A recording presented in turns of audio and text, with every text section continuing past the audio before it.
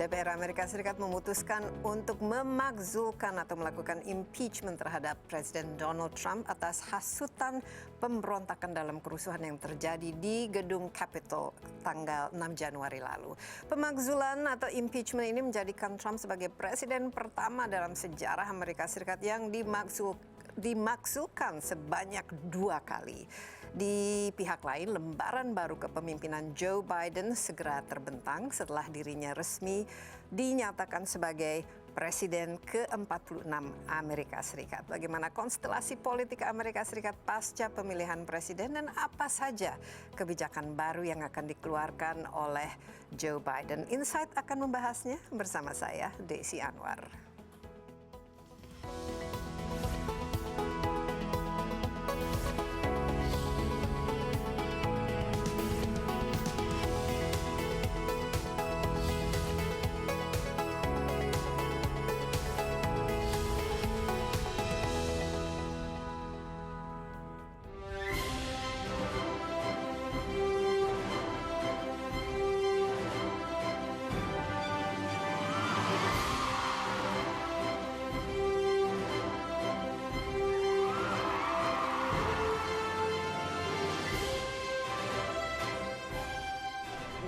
Of the office upon which I am about to enter. So help me God. So help me God. The Constitution of the United States. The Constitution of the United States. So help you God. So help me God. Congratulations, Mr. President.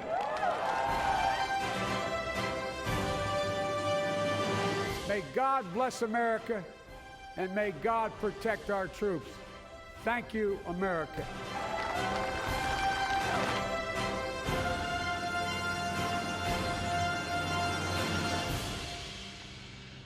Joe Biden dan Kamala Harris resmi menjabat Presiden dan Wakil Presiden Amerika Serikat untuk periode 2021-2024. Tentu janji-janji kampanye Biden-Harris telah berbaris untuk segera direalisasikan. Untuk mengetahui lebih banyak mengenai gejolak politik di Amerika Serikat, saya terhubung dengan reporter dari Voice of America, VOA, Helmy Yohannes di Washington, D.C. Helmy, pemilu ini adalah masa yang kritis bagi Amerika Serikat. Tampaknya negara ini lebih terpolarisasi daripada sebelumnya.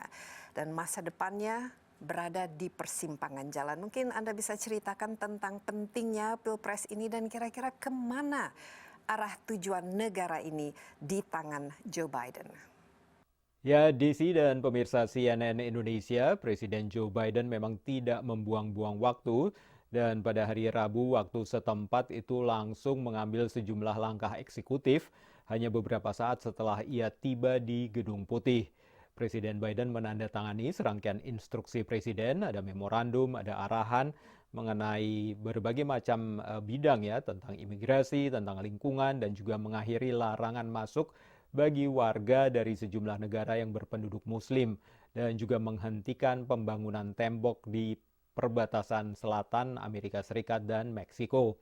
Langkah eksekutif ini berupa 17 inpres, ada memorandum, ada proklamasi juga yang dikeluarkan oleh Presiden dan sejalan dengan janji kampanye Presiden waktu itu masih calon Presiden Biden bahwa ia akan membatalkan sejumlah kebijakan pemerintahan Donald Trump pada hari pertama ia menjabat.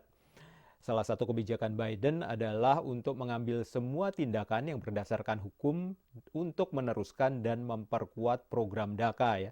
Seperti kita ingat, program DACA ini adalah inpres yang dikeluarkan oleh Presiden Obama pada saat itu untuk memberikan izin tinggal terbatas bagi anak-anak yang dibawa oleh orang tuanya masuk ke Amerika Serikat secara tidak sah saat mereka masih kecil ya. Dan itu agar mereka bisa mendapatkan kesempatan untuk belajar dan juga untuk bekerja. Tapi inpres DACA itu kemudian dicabut pada zaman Presiden Trump dan kini akan dilanjutkan kembali oleh Presiden Biden. Dalam rangkaian ini juga Presiden Biden akan mengajukan RUU reformasi imigrasi ke Kongres untuk memberikan status permanen bagi para anak-anak yang di bawah DACA ini dan juga jalur menuju kewarganegaraan bagi anak-anak tersebut ya. Presiden Biden juga memerintahkan diakhirinya larangan perjalanan yang diberlakukan oleh pemerintahan Presiden Trump untuk membatasi masuknya warga dari 8 negara.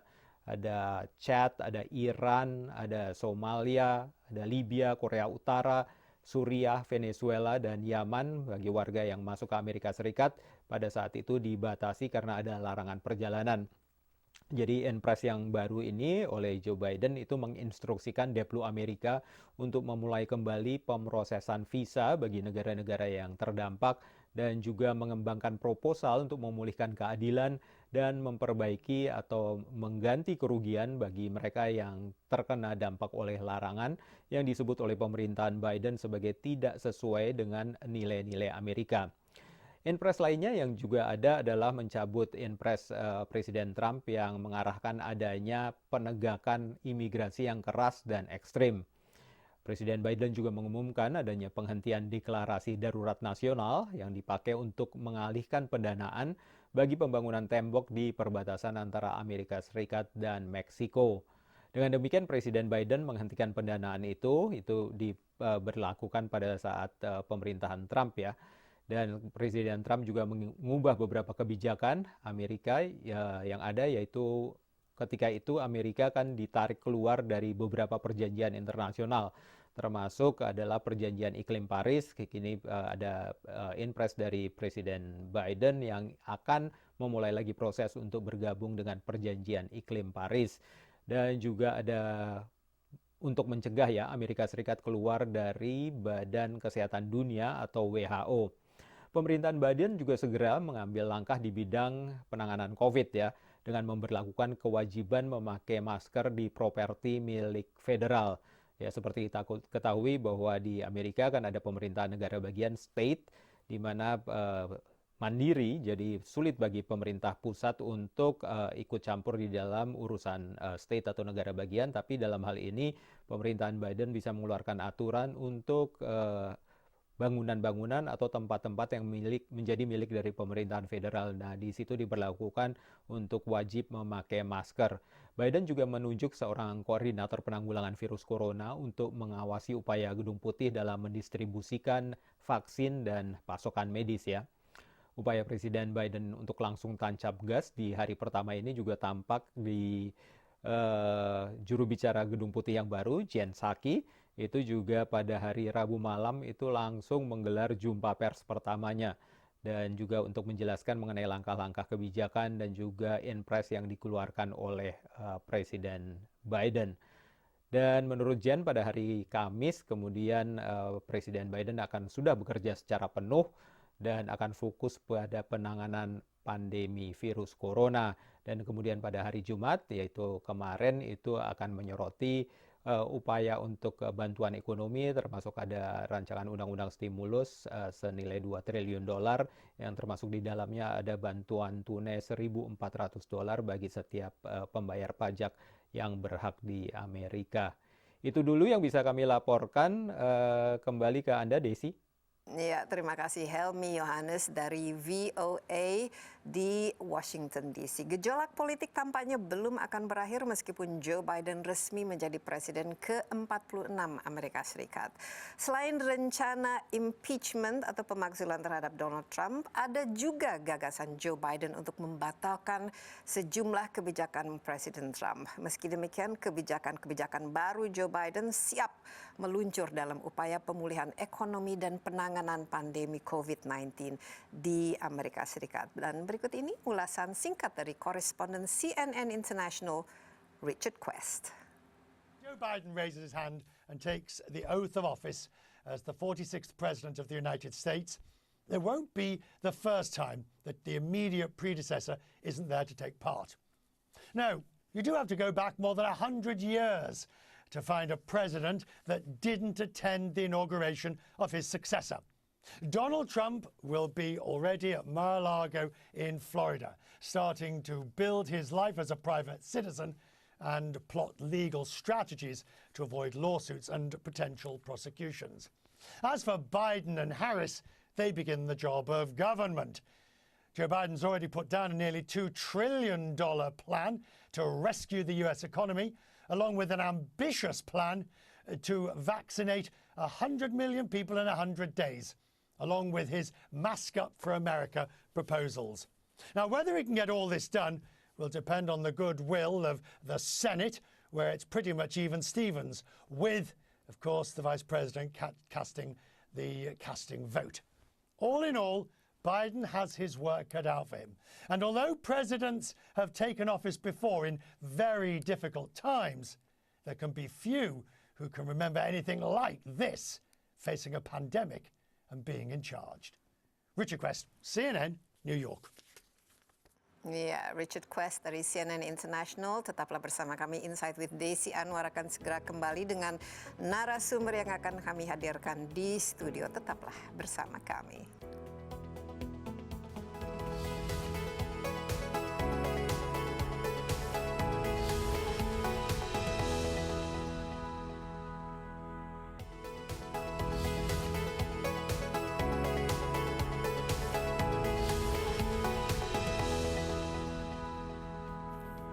Ya, pasca kerusuhan di gedung Capitol Washington DC, Presiden Donald Trump tidak hanya di-impeach atau dimakzulkan, tetapi juga mulai ditinggalkan oleh berbagai perusahaan dan juga berbagai media sosial pun memblokir akun Donald Trump. Di sisi lain, jelang inaugurasi Presiden dan Wakil Presiden terpilih Amerika Serikat Joe Biden dan Kamala Harris, pengamanan di Washington DC luar biasa diperketat. Nah, hal ini dilakukan untuk mencegah terjadinya aksi kekerasan saat hari pelantikan berlangsung.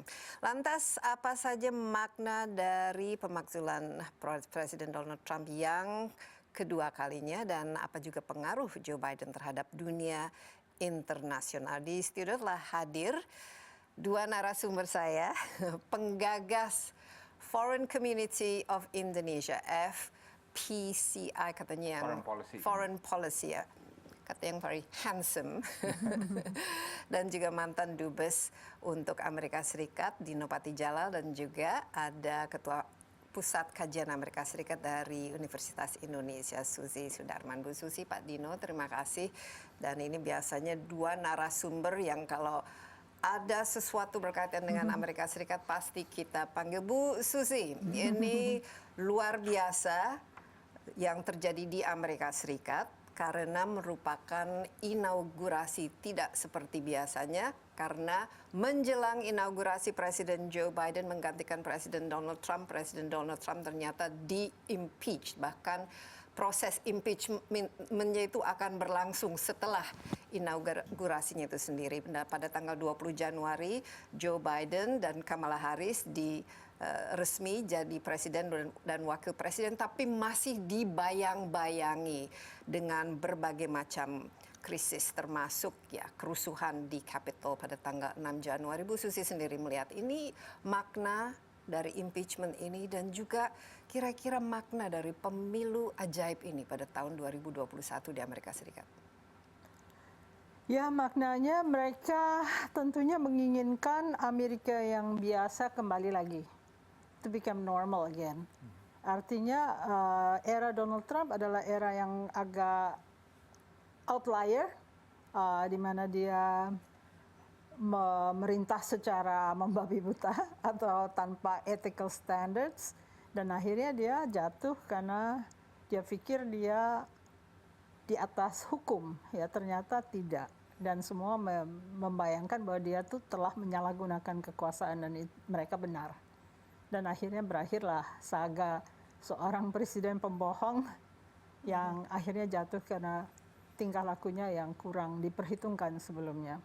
Jadi ini untuk mengembalikan a sense of normalcy. Pak Dino setuju ini, karena kita juga melihat ini merupakan impeachment untuk kedua kalinya. Kita juga masih perlu lihat apakah dia betul-betul dalam hal ini akan dinyatakan bersalah. Kalau kita lihat jumlah dari Partai Republik yang setuju dia di-impeach itu hanya 10 orang. Ini kira-kira apa betul upaya untuk menormalkan situasi di Amerika Serikat? Pertama, yang jelas kalau pemerintah akan kembali normal, right?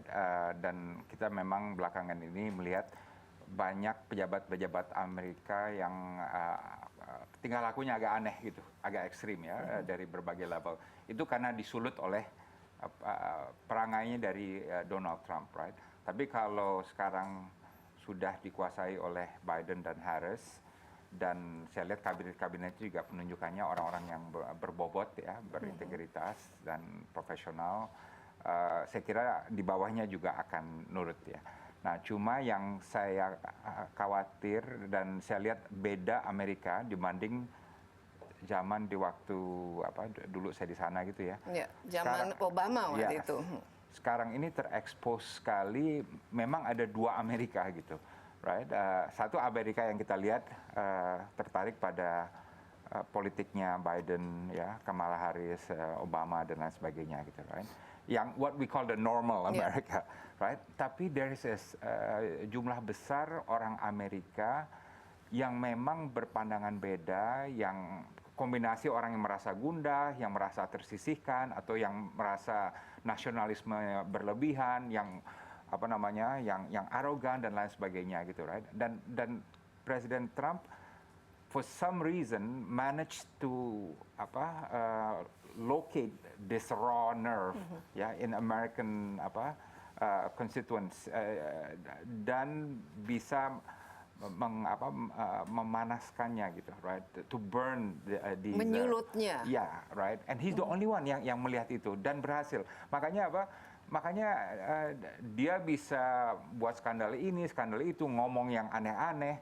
Tapi these people karena dia merasa Trump ini mewakili raw sentimen mereka maafkan semua itu, right? Nah, jadi benar-benar ada dua Amerika yang unfortunately harus dihadapi suatu situasi politik yang harus dihadapi oleh Biden. Gitu.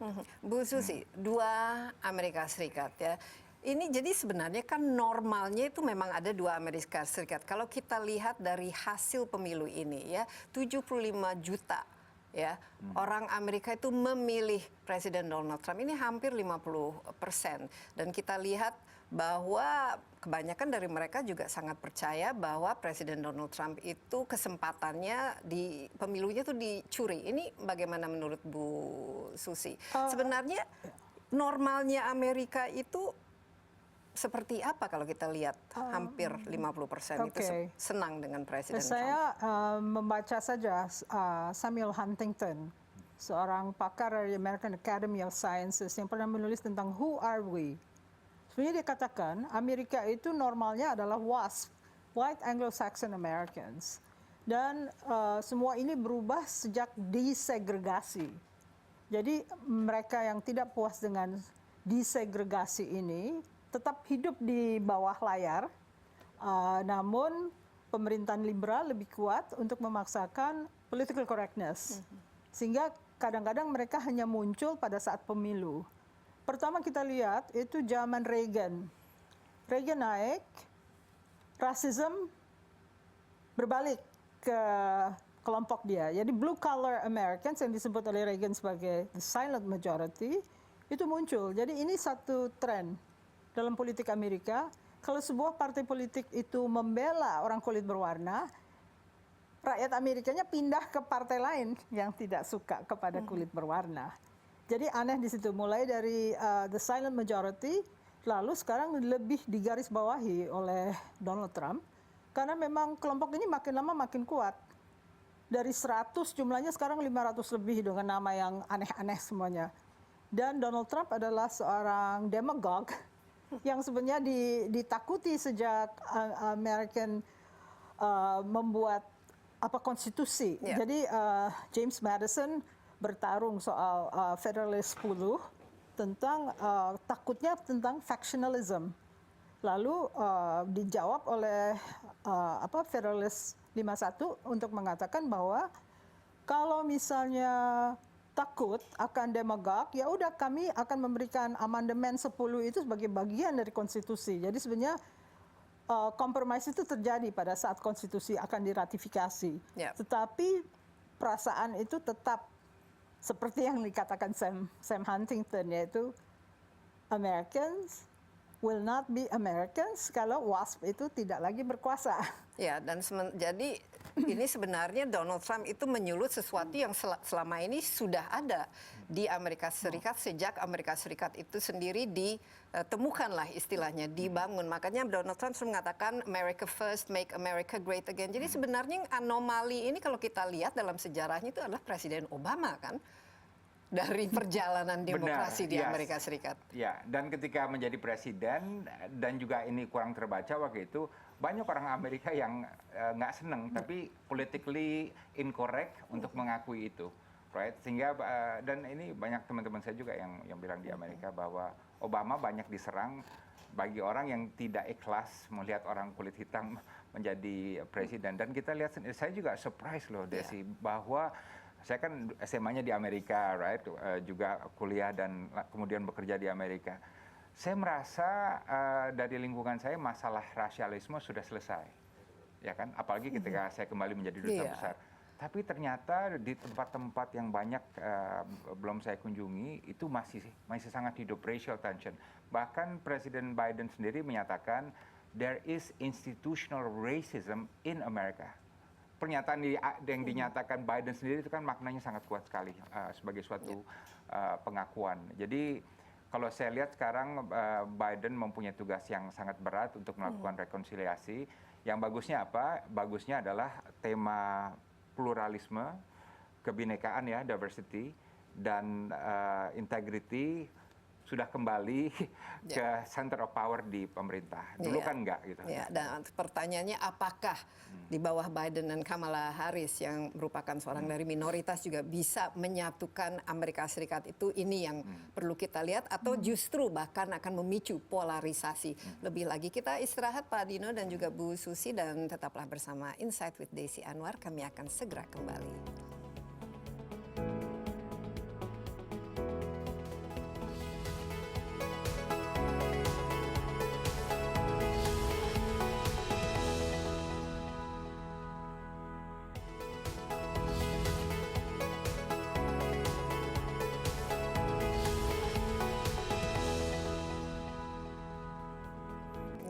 Anda masih bersama Insight with Desi Anwar. Di studio saya masih ditemani oleh penggagas Foreign Policy Community of Indonesia, Dino Patijalal, dan juga mantan dubes untuk Indonesia di Washington DC pada zaman Presiden Obama. Dan ada juga ketua dari Pusat Kajian Amerika Serikat UI, Suzy Sudarman. Bu Suzy dan Pak Dino, sebenarnya kalau kita melihat yang namanya negara demokrasi, Indonesia pada tahun 98 kita banyak sekali belajar dari Amerika Serikat. Bahkan pakar-pakar pemilu di Amerika Serikat mengirim ya supaya kita belajar berdemokrasi. Tapi kalau saya lihat sekarang dari sistemnya, dari prosesnya, dari cara-caranya itu, Indonesia itu jauh lebih canggih ya dalam melakukan demokrasi. Mungkin bisa cerita sedikit Bu Susi. Kita heran ya terlihat kenapa misalnya setelah jelas-jelas dihitung oleh ini hasil pemilunya, kemudian bisa ada hampir 50% yang mengatakan bahwa Presiden Biden itu kalah dan Donald Trump itu menang. Kedua, kok bisa misalnya Biden itu menang dalam popular vote, tapi yang menjadi presiden itu Donald Trump ya, pada Hillary Clinton, dan sama sekarang juga Biden menang popular vote, tapi ini masih dipermasalahkan. Dan ketiga, riot ya, orang memasuki gedung Capitol ya. Kita mungkin tahun 98 menaiki gedung DPR MPR ya, ada untuk menurunkan inilah pemerintahan saat itu, tapi ini terjadi di Amerika Serikat. Apa ini artinya semua? Era post-truth, pasca kebenaran, itu bisa di frame, membingkai sebuah untruth sebagai truth. Nah, di sini kita masuk dalam era teknologi medsos, dan medsos itu masuk ke dalam public square istilahnya. Harusnya medsos tidak menguasai public square. Dulu rebutan antara kaum religious dengan yang sekuler. Sekarang medsosnya masuk ke public square. Nah, kalau masuk dan dia bisa menciptakan dan membingkai pasca kebenaran, waduh, artinya kebohongan bisa, atau alternative truth, mereka bilang ya, alternative truth, bisa menjadi pegangan dari orang banyak. Mereka nggak mau percaya apapun juga, hanya percaya pada kata-kata Donald Trump. Di sini kita masuki sesuatu yang tidak lazim dibandingkan yang sebelumnya. Dan kalau kita kembali ke 2016, sebetulnya apa yang dirasakan penduduk Amerika yang kesal dengan desegregasi itu adalah Donald Trump melepaskan mereka dari kungkungan political correctness. You don't have to be politically correct. Let the government off our back, kata mereka bilangnya. Jadi mereka memang mencari pemimpin yang kira-kira bisa menciptakan liberty untuk mereka. Liberty itu artinya ya saya bebas mau bilang nigger lah, mau bilang apa. Let me be, oke? Kalau zaman liberal itu masih kuat dan memaksakan political correctness, Anda bisa dibawa ke pengadilan. Yeah. Sekarang tergantung, Anda mau percaya alternative facts atau Anda mau percaya facts. Nah, itu dia. Pak Dino, setuju. Medsos bisa disalahkan kalau kita ingat Presiden Donald Trump itu dia adalah presiden yang menguasai Twitter ya. Sampai pada detik-detik terakhir Twitter juga menganggap bahwa ini sudah keterlaluan dan menutupnya.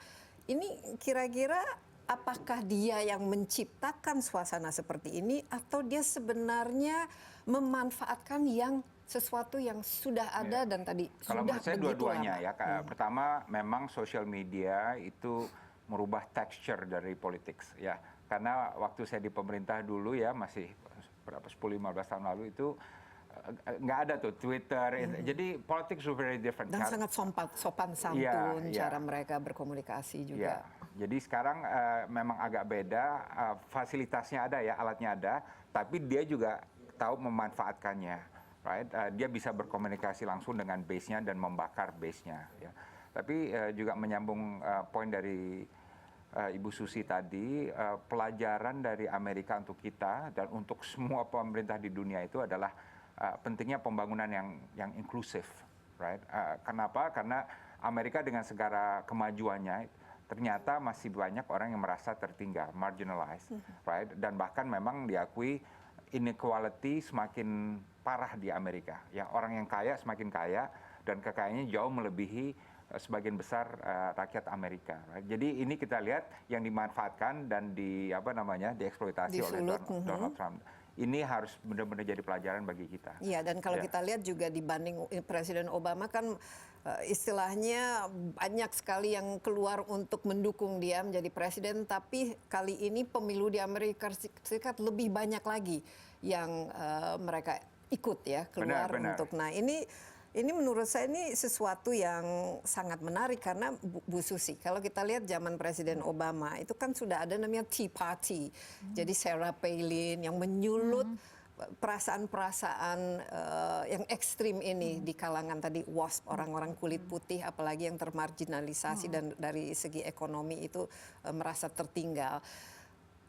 Peran dari Partai Republik menurut saya ini kan sangat merupakan bagian dari kenapa fenomena Trump itu menjadi mencuat. Oke. Pertama, Partai Republik menguasai parlemen-parlemen negara bagian. Itu yang awal pertama. Karena mereka menguasai itu, mereka bisa melakukan gerrymandering. Menggambarkan distrik-distrik pemilihan yang aneh-aneh kayak gambar binatang gitu ya.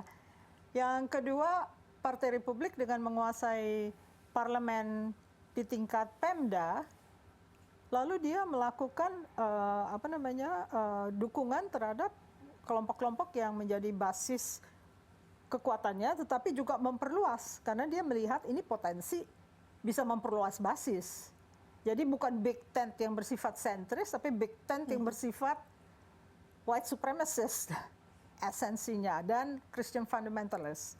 Karena Christian fundamentalist benci sekali dengan Obama karena mereka kehilangan waktu-waktu di mana mereka disebut prayer days gitu, nggak ada, tidak diizinkan atau tidak lazim di masa-masa political correctness. Okay, keep your religion in your private sphere and not in the public sphere. Nah, mereka mulai bergabung dan kebetulan mendapat suara banyak karena Partai Demokrat kurang memperhatikan rural areas. Partai Demokrat didukung oleh orang urban, college educated. West Coast sama East Coast ya, pantai timur, pantai barat, orang-orang yang pintar lah istilahnya. Ya, ruralnya rednecks. They just want to be American, they just want to be saying nigger, they're allowed Yeah. to say nigger dan segala Ya, macam. mungkin Pak Dino, ini mengenai Partai Republik ini kan selama ini kan biasanya Partai Republik itu mereka justru yang sangat decent, sangat diplomatis, orang ini namanya GOP Grand Old Party. Apa yang terjadi selama mungkin bukan 4 tahun tapi lebih 1 dekade terakhir ini terhadap Partai Republik? Jadi saya pernah waktu sekolah saya di Amerika dulu, zamannya Reagan, Partai Republik. Kemudian ketika saya kerja di KBRI sebagai junior diplomat, itu zamannya Bush, juga Partai Republik. Dan saya melihat Partai Republik sekarang jauh beda dibanding Partai Republik di zaman Bush dan Reagan. Right? Kalau dulu tuh Partai Republik misalnya pro free trade banget gitu ya dibanding Demokrat ya. Sekarang Justru lebih menguntungkan kita kan Yes, kalau ada Partai Republik benar. di Tapi sekarang di bawah berkuasa. Trump justru keluar dari Trans-Pacific Partnership, right? Justru menjauhi diri dari free trade misalnya, right? Dan cara mereka memainkan api nasionalisme dan api populisme itu, kalau menurut saya sangat jauh beda dari etos Partai Republik di zaman Bush dan Reagan, gitu, right? Dan ada arogansi yang luar biasa saya melihat sekarang, dan mohon maaf banyak kebodohan. Saya melihat banyak sekali kongresmen dan senator yang kok bisa sebodoh itu gitu ya. Ada yang mau bawa ini ya pistol ya ke Kongres ya kalau nanti dia. Jadi saya nggak pernah melihat angkatan Partai Republik yang seburuk ini ya. Dan mohon maaf saya bicara seperti ini, tapi itu yang saya lihat. Ya, baik, kita istirahat sebentar, tapi mungkin ini perlu dijawab. Kenapa bisa jadi demikian dan bagaimana nanti di bawah Joe Biden semua ini bisa disatukan menjadi ya United States of America yang sekarang ini anything except united. Insight with Desi Anwar akan segera kembali.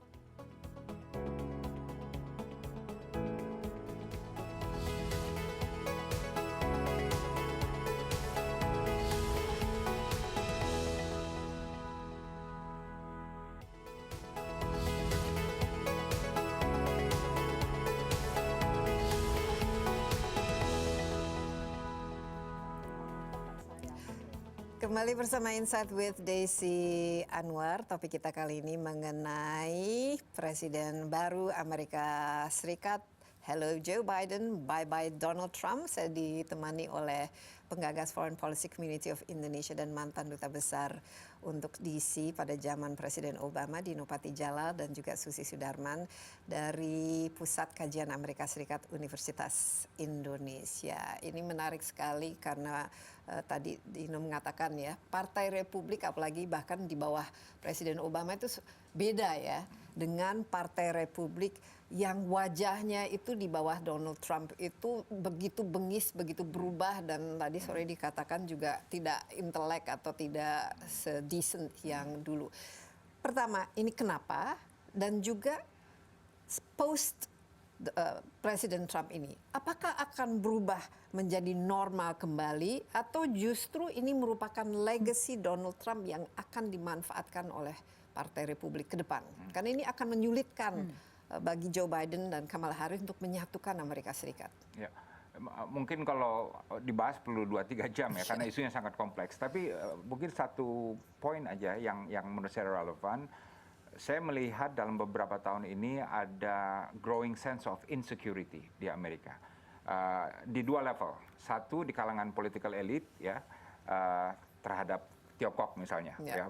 Strategic primacy mereka, kedudukan strategis mereka yang utama mulai digeser. Ya kan, pengaruh mereka secara global mulai ditandingi oleh Tiongkok. Jadi bagi mereka itu masalah besar gitu ya. Tapi di level bawah juga banyak sense of insecurity ya. Rasa tidak pasti, tidak nyaman, baik melihat perkembangan ekonomi Amerika, perkembangan globalisasi, masuknya imigran, masalah identitas, jobs dan lain sebagainya, dan itu memang kerasa gitu, dan itu sangat mudah dieksploitir karena sepanjang ada insecurity, sepanjang ekonominya juga masih tidak membaik, apalagi sekarang ada COVID-19 apalagi kan. Ya, itu jadi bibit yang subur, lahan yang subur untuk demagog seperti yang Ibu Susi sampaikan. Jadi sebaik-baiknya Trump, saya yakin di Kongres maupun di Senator pasti yang masih banyak yang akan memanfaatkan lahan insecurity ini, dan saya kira tidak akan hilang secara sesaat, dan itu juga bisa berlaku bagi negara-negara lain termasuk Indonesia tuh. Iya. Jadi kita juga harus. Bu Susi, bagaimana? Apakah ini kira-kira bagaimana Joe Biden akan mempersatukan polarisasi di Amerika Serikat ini? Karena kita lihat antara Republik dan Demokrat yang kiri semakin kiri dengan Black Lives Matter dan lain sebagainya, yang kanan semakin kanan, sementara Presiden Trump sendiri di farewell speech-nya mengatakan ada movement yang lahir di bawah dia dan diharapkan ini akan terus ke depan menjadi spiritnya. Oke. Satunya solusi adalah economics, of course. Economics artinya teknologi energi renewal energy yang bisa dijual. Kalau Joe Biden berhasil memboost perdagangan tentang renewable energy dan teknologinya ke seluruh dunia, mungkin rakyat Amerika tertolong. Pertama, karena itu menghasilkan pekerjaan. Selama ini tertunda-tunda. Dan dia juga bisa merekatkan kelompok kiri dari partainya. Ada AOC misalnya, kan dia Green Deal gitu ya. Kalau misalnya ada renewable energy, pasti juga terobati ekstremismenya dia. Juga jadi kuncinya itu ekonomi, menciptakan lapangan kerja. Dan menurut saya, jadi ekonomi itu juga menyangkut lingkungan hidup. Jadi kalau lingkungan hidup digencarkan, lalu teknologinya diwujudkan, dia bisa berdagang secara normal dibandingkan berdagang secara military Keynesianism. Karena yang dipakai oleh Partai Republik adalah military Keynesianism. Menjual senjata artinya Amerika sejahtera. Yep. Ya, itu dilakukan oleh Donald Trump di mana-mana menawarkan alutsista. Tapi sekarang kelihatannya dipakai untuk menjaga keamanan di Washington DC, katanya lebih banyak pasukan di situ ketimbang di Afghanistan. Pak Dino setuju, karena kalau saya lihat itu salah satu yang selalu dikumandangkan kan Donald Trump itu lebih ke the Make America Great, Proud, dan lebih ke nationhood-nya, bukan ekonominya. Kalau dari segi ekonominya, saya lihat justru pajak untuk yang kaya-kaya diturunkan, sementara pengikutnya dia itu adalah orang-orang yang dia tidak perbaiki sama sekali ekonominya. Dia tidak berikan asuransi kesehatan, dia justru yang hal-hal yang seharusnya dilakukan dan selama ini dilakukan oleh Partai Demokrat. Jadi ke depan bagaimana nih?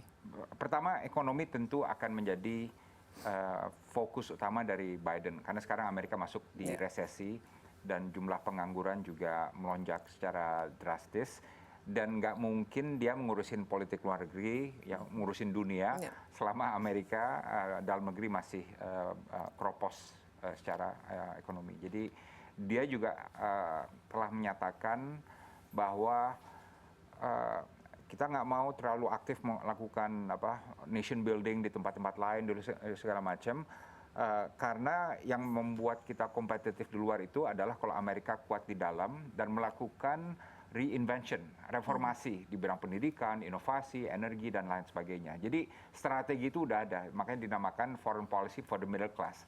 Ini cara dia untuk menunjukkan bahwa hubungan internasional Amerika itu sepenuhnya diabdikan untuk rakyat, terutama kelas menengah di Amerika. Tapi yang saya tentu catat adalah kalau dia ingin memproyeksikan demokrasi Amerika di pentas global, seperti yang dia katakan dia akan lakukan, kredibilitas Amerika sekarang udah sangat menurun, ya kan? Karena dia nggak bisa bilang ke orang lain, kamu harus benahi demokrasi kamu, sementara demokrasinya dia masih amburadul. Malahan negara-negara yang otokrat seperti di Afrika itu ketawa ya sekarang ini. Lihat ini bagaimana sekarang, contoh demokrasi di Amerika ternyata jauh lebih parah dari negara-negara yang selama ini dikritis. Tapi Bu Susi, ini sosok Joe Biden sendiri ini bagaimana? Ini kan sebenarnya dia juga orang kulit putih tua dan kurang inilah kalau dibanding dengan Presiden Obama, tidak punya charisma and appeal. Apakah dia, walaupun ada Kamala Harris ya di sampingnya, bagaimana menurut Bu Susi? Dia orang decent, dia decent sekali dan orang baik hati. Kalau saya kutip Blinken dalam confirmation hearings-nya, Dia mengatakan we are going to be doing foreign policy which is a lot of humility sama confidence.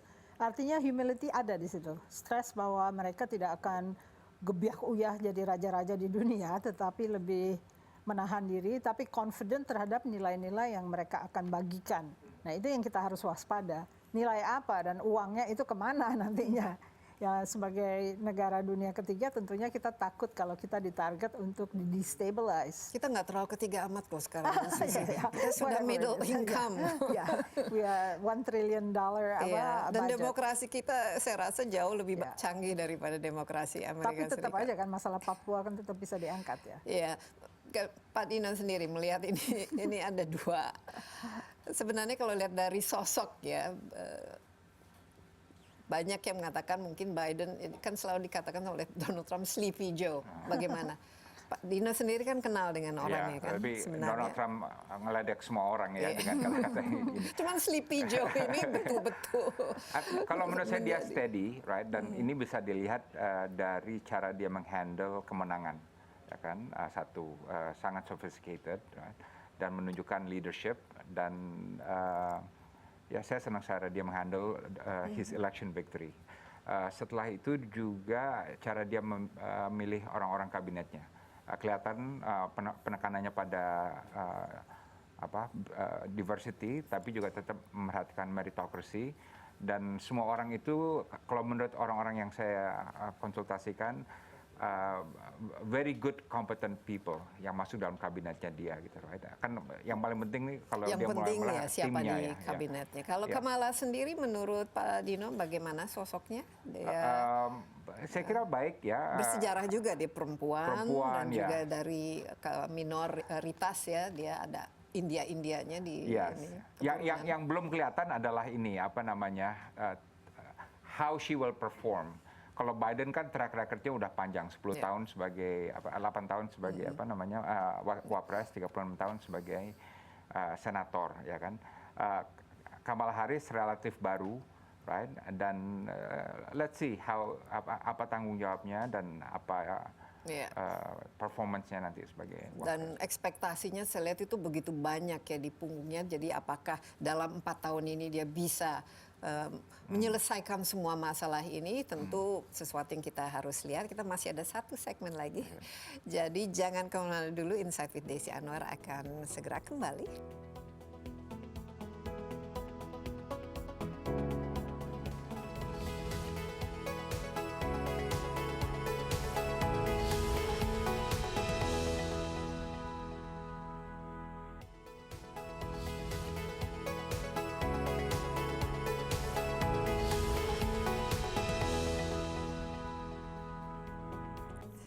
Masih bersama Insight with Desi Anwar, kita ditemani oleh Dino Patijalal dari FPCI dan mantan Dubes untuk Amerika Serikat, dan juga Bu Susi Sudarman ya dari Pusat Kajian Amerika Serikat dari UI. Topik kita Amerika Serikat post Trump. Ini tampaknya selama 4 tahun ini betul-betul dunia itu gemes ya dengan Amerika Serikat. Sampai titik-titik terakhir itu masih mengenai dia. Padahal sudah ada presiden baru ya. Joe Biden itu bisa dikatakan hampir tidak mengambil porsi ya di media. Bu Susi, ini Joe Biden tadi lebih decent orangnya, pengalaman dan lain sebagainya. Tapi Amerika Serikat mungkin dari segi image-nya sudah turun, tidak kredibel, bukan contoh demokrasi yang baik. Kita Indonesia melihat konstelasi dunia ini, ada Amerika Serikat, ada China, dan juga ada mungkin partner-partner kita yang lain. Bagaimana kita harus menyikapi ya Amerika Serikat setelah semua ini dan di bawah Joe Biden? Kalau saya sesuai dengan national interest Indonesia, geopolitically kita butuh balancing dari China. Jadi Amerika tetap menjadi andalan. Kalau mengutip Pak Natalegawa, equidistant lah. Equidistant artinya Amerika masih harus menjadi perhitungan. Dan harus bisa kita meyakinkan mereka tetap bisa diandalkan. Nah, ini Tapi yang diandalkannya khususnya untuk apa? Politiknya, ekonominya, atau ya itu security? military powers. it balances, membalance Cina itu penting. Karena Cina kan terlalu besar ya untuk bisa dianggap bukan musuh. Dia friendly, banyak uang, tetapi terlalu besar. Artinya kan kita selalu sikapnya adalah the enemy is always on the north. Jadi dari utara itulah datang musuh. Jadi kalau tanpa ada balancing yang equidistant dan ada code of conduct yang benar, tentunya kita menjadi target dari... Dan Amerika Serikat masih capable, masih bisa menjadi balancer itu. Budget defense-nya 600 billion lebih. Artinya kalau mereka bisa di-convince, sekarang PACOM namanya kan Indo-Pacific Command. Jadi sudah berubah, jadi wilayah ini menjadi wilayah yang interested untuk dia. Jadi kita tidak boleh menyia-nyiakan bahwa satu kekuatan yang besar pun bisa kita bercatur untuk menanggalkan ancaman-ancaman yang datang dari Cina. Cina serem juga ya, misalnya Coast Guard-nya dipersenjatai, kapal Indonesian Navy ditabrak oleh dia, lalu memaksakan kehendak dan sebagainya. Pak Dino, bagaimana? Karena kalau kita lihat sekarang itu justru kalau memang Amerika Serikat punya budget untuk senjatanya sangat tinggi, kita lihat China justru budget untuk membangun ekonominya itulah yang menjadi kekuatan, ya. Bagaimana ke depan kita melihat Amerika Serikat, apalagi sekarang kelihatannya Amerika Serikat sangat agresif ya, yang Huawei dan kemudian juga melakukan gesture yang membuat China marah, dan itu kan bukan sesuatu yang bagi kita yang ada di daerah ini cukup mengkhawatirkan ya. Ya, pertama kalau menurut saya kita harus mengakui pengaruh Amerika Serikat di Indonesia dan di Asia Tenggara sudah menurun dibanding tahun 70-an atau 80-an, ya kan, baik secara diplomatik, secara politik, secara ekonomi, dari segi turis juga, dari segi pendidikan, right? Dan itu salahkan Amerika, bukan salahkan Asia Tenggara atau Indonesia, itu satu. Nah, kedua, kalau Biden dia mau sukses di Asia, ada satu hal yang harus dia hindari, yaitu hindari geopolitik hard power, right? Ingat dulu Obama bicara mengenai pivot, ya, dia mau berbalik ke Asia, tapi kebijakan pertamanya apa? Dia mengirim marinir Amerika ke Darwin di Australia, sehingga di Indonesia kita pada protes itu, is that your first move? Dan worse apa? Kita nggak dikasih tahu. Kita tahunya dulu justru dari press conference di Hawaii gitu, right? Jadi dengan kata lain, kalau first move dari Biden adalah mengenai gerakan militer, manuver militer segala macam, it sends the wrong signal. Ya, harus dari soft power atau smart power.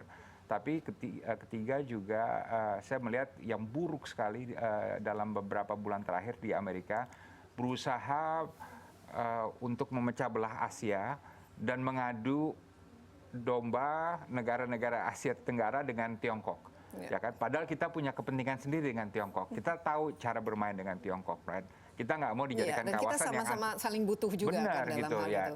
Nah, kalau dia melakukan itu, dia akan melakukan kesalahan juga gitu. Jadi saya kira dia harus korektif terhadap hal itu. Tapi ini menarik karena Biden sendiri mengatakan dia akan memutarbalikkan semua yang dilakukan oleh Presiden Trump. Misalnya dia kembali, Amerika Serikat akan kembali ke Paris Agreement mengenai climate, ya, mengenai lingkungan hidup. Dia juga akan masalah imigrasi, mutarbalikkan, the Muslim ban dan lain sebagainya. Tapi juga dia akan sangat agresif terhadap China. Nah, Bu Susi, ini kalau kita lihat dari segi polisinya, ya sebenarnya polisi Donald Trump yang lebih memfokuskan ke dalam negerinya kan lebih bagus sebenarnya untuk ini.